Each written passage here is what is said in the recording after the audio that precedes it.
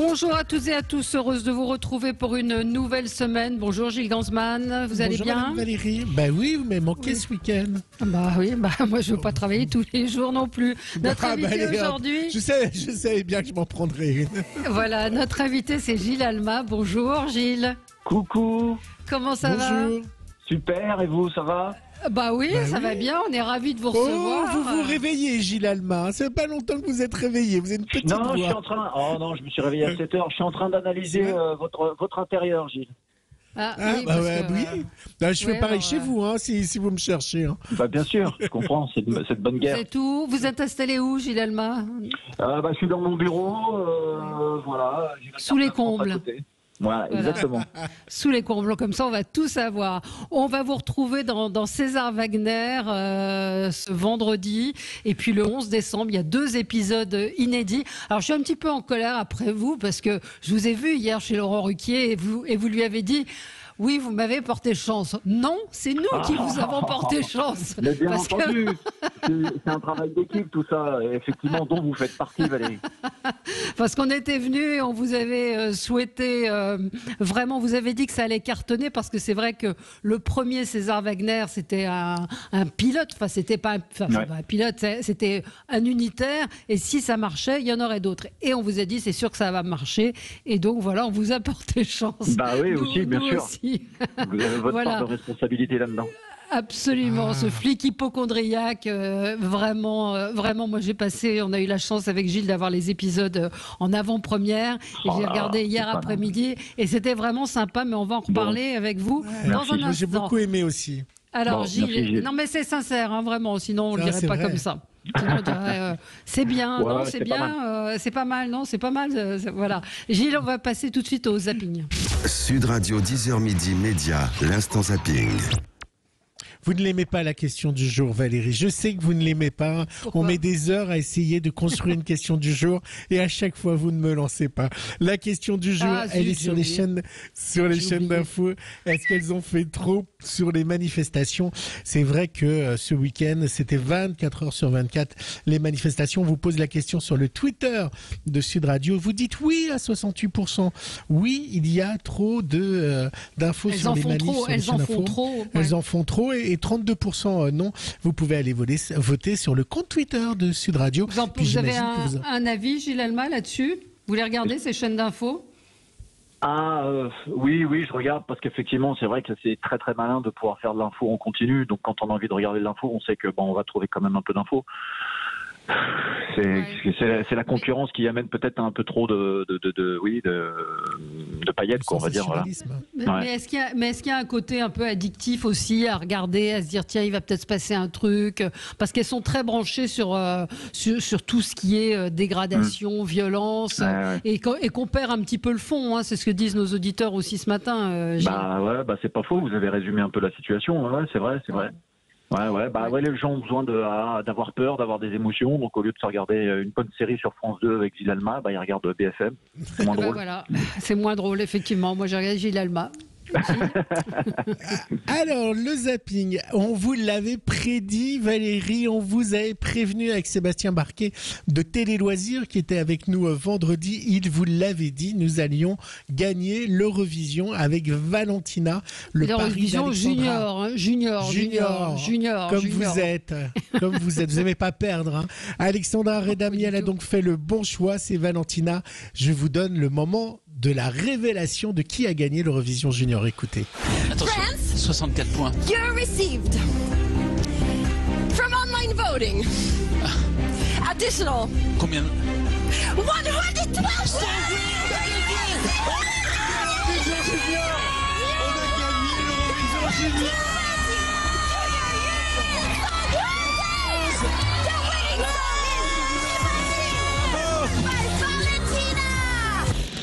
Et au total, il y a eu plus de 4 millions de votes dans toute l'Europe.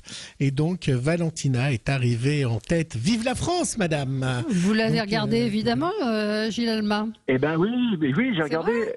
Ouais, j'étais devant, j'étais devant, sans faire exprès, et c'est vrai qu'ils ont mis du suspense. Par contre, on n'a rien compris. Enfin, je sais pas si on a bien entendu. On n'a rien compris au résultat. On a juste vu la petite Française sauter, donc on s'est dit bon, on a gagné, mais sinon on n'a rien capté en termes de com, d'information. C'était pas très clair. On a juste vu l'émotion des participants. Ouais. C'était un petit peu le bordel pour dire les choses. Je voulais pas le dire. Voilà. Et bravo à Valentina. Valentina, grosse frayeur hier en direct sur Canal+, quand la voiture de Formule 1 du français Romain Grosjean s'est brisée en deux et s'est enflammée. Oh, il y a un gros crash derrière! Oh là là, mon Dieu! L'accident de la Haas qui a pris feu! Il faut vite intervenir sur cette voiture! Drapeau rouge! Oh, l'accident de Romain Grosjean! C'est Romain Grosjean là qui a eu un énorme accident! Incroyable! Le rail s'est coupé, a coupé la voiture. Oh! Voilà la raison de l'explosion du réservoir de Romain Grosjean. On sait que la voiture s'est ouverte en deux. Coupé par le rail, au niveau des hanches. Oh là là, il est dans le feu, Romain Grosjean. Son casque a brûlé. Bon, vous avez vu les images? Vous les avez vues, les images impressionnantes? Non. Incroyable, mais vraiment incroyable. C'est vrai que la technologie a permis apparemment à ce qu'ils s'en sortent avec des brûlures aux mains et aux pieds, mais les images, la voiture s'est littéralement coupée en deux, a pris feu, l'habitacle était... c'était incroyable. Oui, image. Puisque maintenant il y a ce qu'on appelle un halo qui protège la tête, et apparemment c'est ce qui l'a sauvé, un miraculé. Ce week-end, on en parle donc dans la question du jour des manifestations contre la loi de sécurité globale. Elles ont plutôt mal tourné. Et puis évidemment l'affaire Michel Zecker, où le procureur samedi a donné la version des policiers. Ils indiquaient avoir été dans l'incapacité de maîtriser M. Zecker qui se débattait, et expliquaient les coups par la panique qui les avait saisis dans ce local dont ils ne parvenaient pas à s'extraire en raison tant de la résistance de l'intéressé que de la configuration des lieux très exigus et comprenant une autre porte conduisant au studio derrière laquelle se trouvaient les jeunes présents. Ils contestaient avoir tenu les propos racistes dénoncés par la victime et corroborés par le témoignage d'un des jeunes présents derrière la porte du SAS. Et oui, aujourd'hui, on doit savoir tout de suite si on est coupable ou pas coupable, et il n'y a plus le temps qu'on avait, puisque maintenant les informations sont presque en direct. Ça fait partie aussi de notre question du jour. Ce week-end, sur les chaînes télé, c'était la réouverture des petits commerces samedi, laissant sur le carreau les stations de ski et les restaurateurs. Hier sur BFM, Renaud Muselier a tenté une nouvelle proposition pour les restaurateurs. Pour les restaurants, ce que je propose, c'est que dans la mesure où dans les régions où vous avez ces taux et ces courbes qui s'améliorent après 3 semaines de descente, on les réouvre par exemple tous les midis, du lundi au samedi.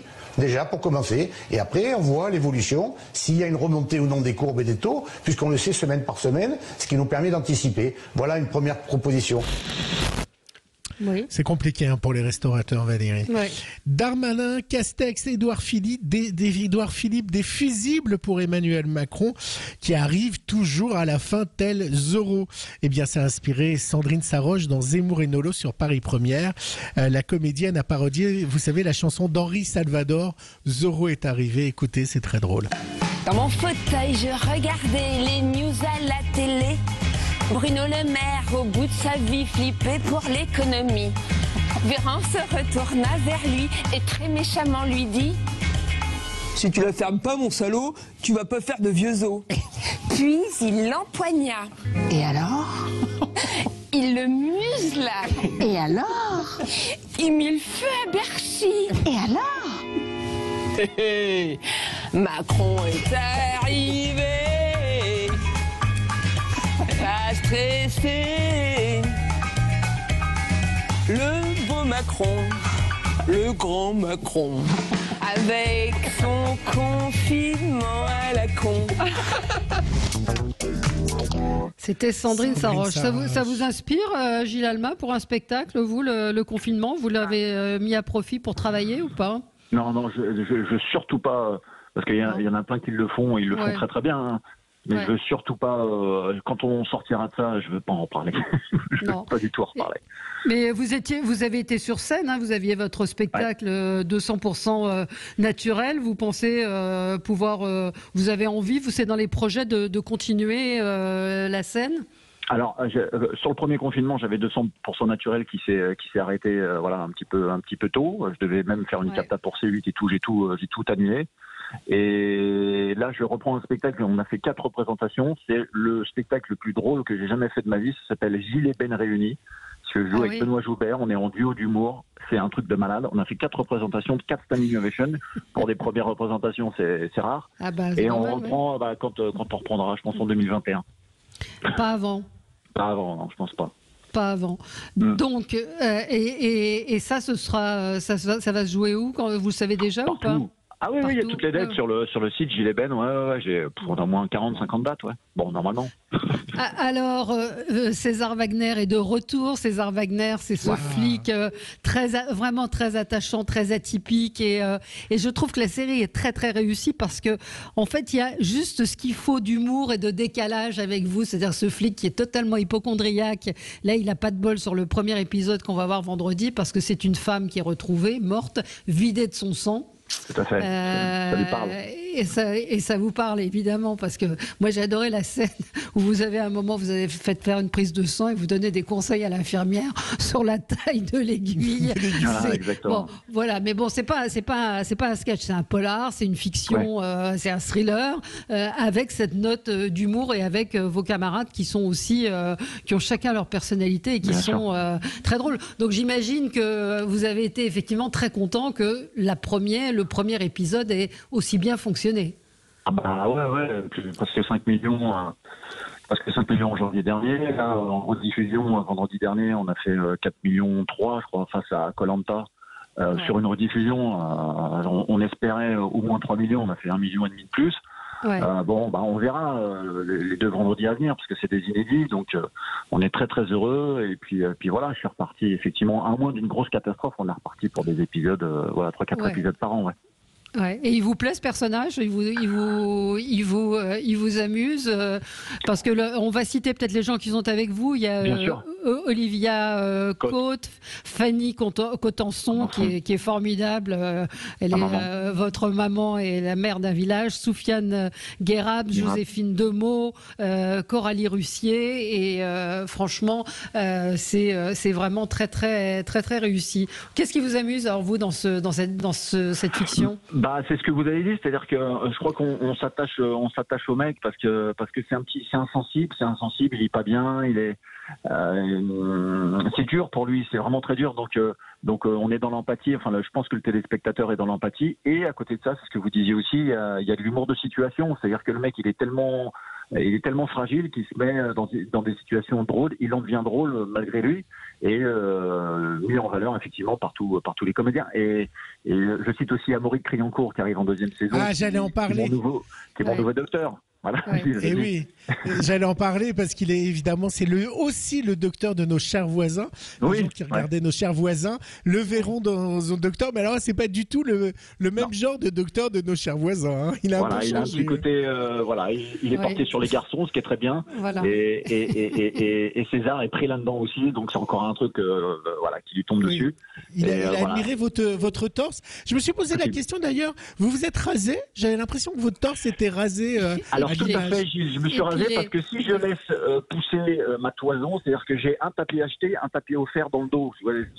Donc c'est préférable à l'écran, c'est beaucoup plus joli. Et ça avait déjà commencé à repousser entre-temps. Vous êtes sorti et le tapis avait commencé à revenir. Voilà, c'est de la moquette.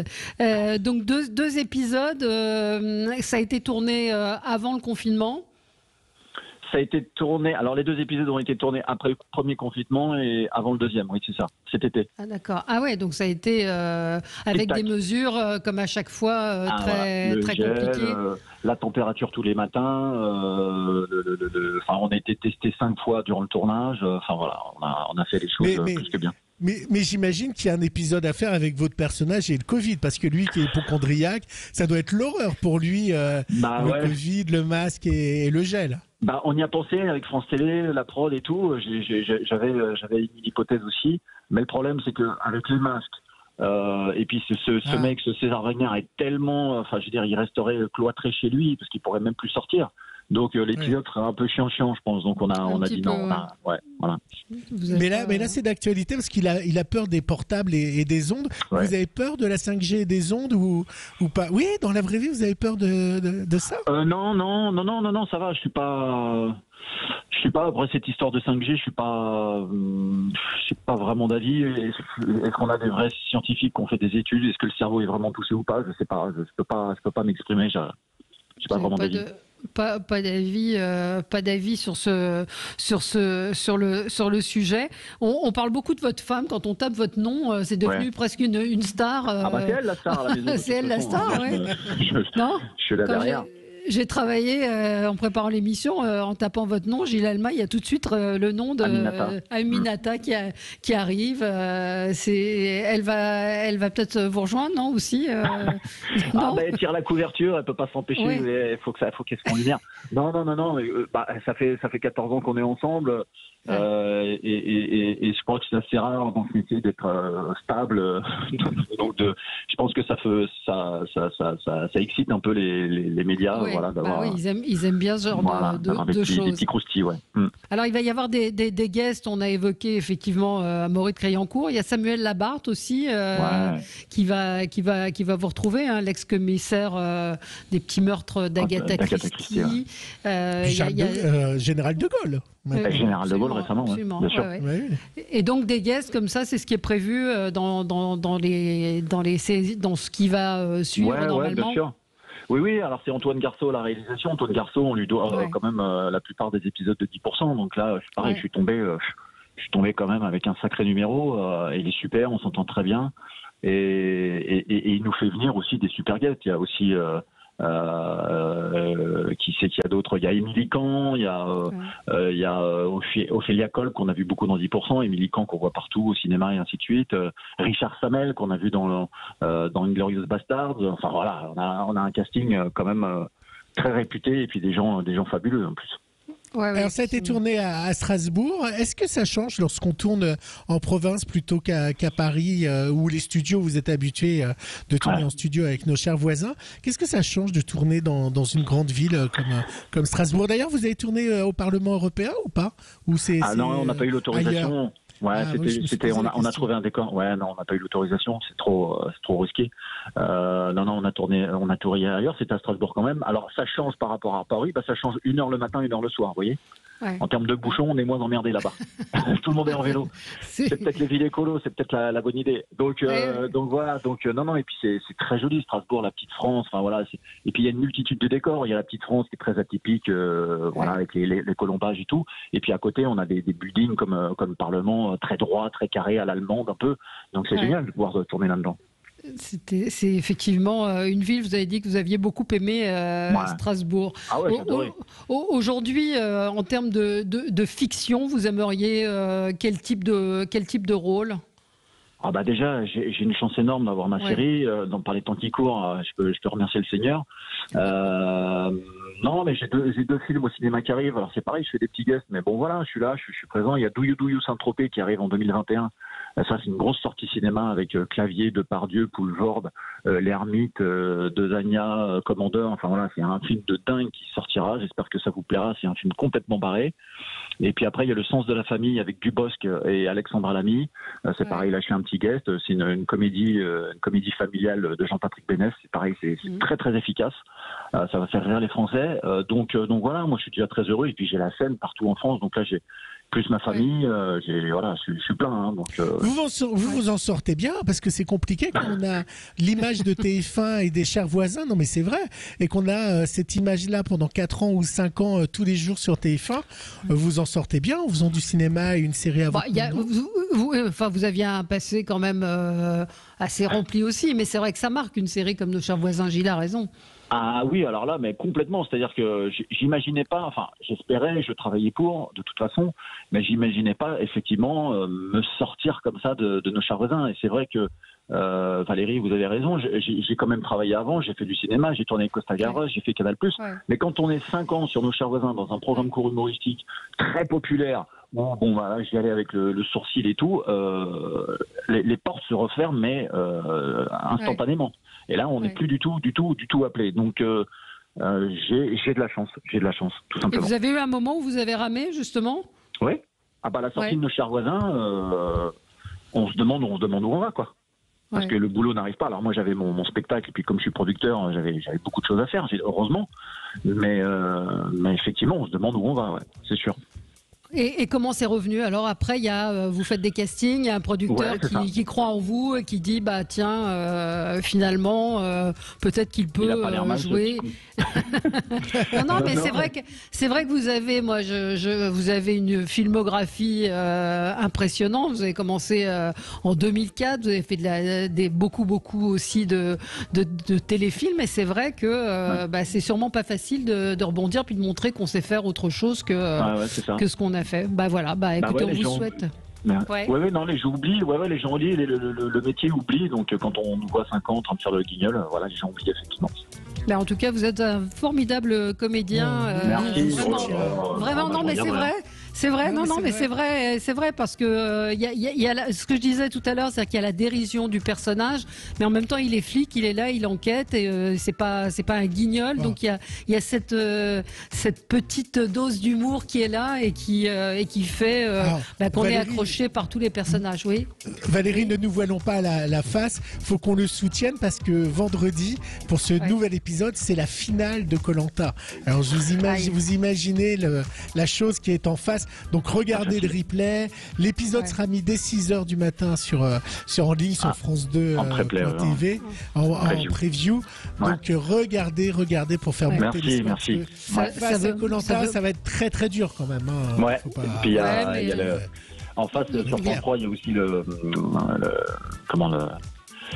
dites-moi, allez-y. C'est le Téléthon, donc c'est pareil, c'est pas mal regardé. Il y a le Téléthon aussi. Oui, il y a le Téléthon. Il y a le Téléthon qui démarre. Mais c'est vrai que les fictions, globalement, quand même, fonctionnent plutôt très bien. Alors oui, la finale de Koh-Lanta, c'est vrai que c'est pas évident. C'est pas ce qu'il y a de mieux, mais c'est pas grave. Vous allez y arriver, il y aura plein de replays. Merci à vous, Gilles Alma, et puis on vous porte chance. Merci beaucoup. Merci à vous. À bientôt, au revoir.